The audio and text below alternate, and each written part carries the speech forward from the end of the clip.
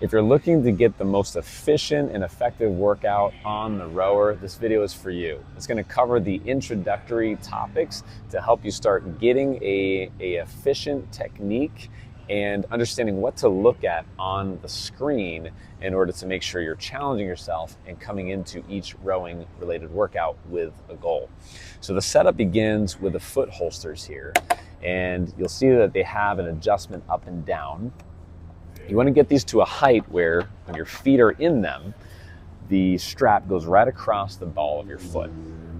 The second part of that setup is getting your sit bones on the seat. If you got a little more junk in the trunk, some of us do, I tend to need to spread the cheeks a little bit. Sounds funny, but it's important that you have that solid foundation on the seat so you're not slipping and sliding around. And then the last part of your setup is grabbing that handle out nice and wide. You want that loose grip on the edge so that pinky is right on the edge, and that's going to give you the most space for when you row. You're not running into your body and having to T-Rex arm. You have a strong position where you can use the big muscles in your back to pull. So now that you're set up, let's talk about the key positions that you need to be aware of in order to have a powerful, efficient stroke. The first portion is called the catch. So this is the lean forward. I'm hugging around my knees, and I have my hips behind my shoulders, as opposed to my hips under my shoulders, or even worse, my shoulders behind my hips. This is the strongest position. It allows me to use the big muscles, my glutes, my hamstrings, to pull and create power into the rower. So that's the catch position. This is where you create tension. Abs tight, lats braced, drive with the legs. The second key position is this release position. My legs are straight, I'm slightly leaning back, and that handle is right at the bottom of my chest. So the stroke is going from the catch to the release and then returning. As you're connecting these two positions together, one visual I'll give you is imagine that there's a button on your chest, and once that handle hits that button, it's like a spring and it puts the arms right back out. So what that looks like is this. The legs drive, hit the button, arms come back out. Hit the button, arms come back out.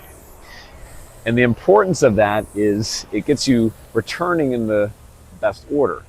Arms, hips, then legs, avoiding the common mistake of pulling yourself back, and then it leaves you where? Your shoulders are behind the hips. That's not an ideal position. So it leaves you no choice but to organize yourself again and then pull, or just pull from a less mechanically advantaged position. So by getting the arms in first, hips, then legs, it sets you up to get right back into that catch position where we're strong, hips are behind the shoulders. Practice those in your next rowing workout, and I guarantee you it's going to feel more natural the more you do it, and you're going to get more efficient with your technique. Now let's take a look at the screen. So there are multiple screens on this, and I'll just show you first navigating it. When you hit menu, it's going to pull you up here. You can hit just row to get into this workout screen. You also can just start rowing and it'll take you to this screen.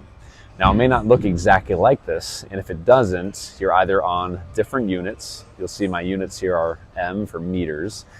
It also has this one where it doesn't show you your meters, it just shows you the average pace.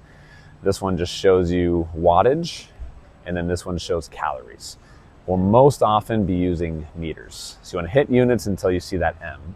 And then the display, it may be on something that shows you more data.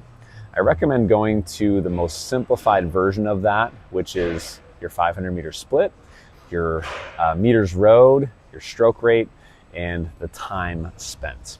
So I'm going to row here for a second. Hopefully that camera stays somewhat stable.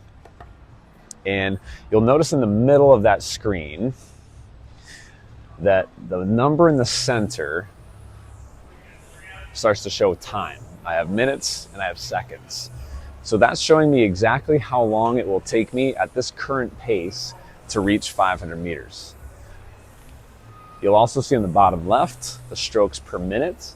Generally, we want that to be 25 to 30. Faster if you're going for a sprint effort. And then of course the time at the top if I have a certain target I'm reaching for, and then the meters rowed to show me when I'm at my destination. The 500-meter split here is helpful to sustain a steady pace. Very important as you get tired in a workout to know what pace you're targeting, because it's going to require a bit more of a push as you get fatigued. So if I know, hey, my goal is to hit the male standard, which is 2 minutes for my 500-meter row, when I'm practicing my intervals, I want to hold that max sustainable pace. And I learned that by doing workouts and seeing what I can hold for 1 minute, 2 minutes, 3 minutes, and so on. And then I have a target. If I know my max sustainable pace is 2 minutes, 10 seconds, every time I work out, I'm gonna work to that pace. And I may have these shorter intervals that are 30 seconds and less, where I'm gonna sprint beyond that, 2 minutes, maybe 1minute 50 seconds.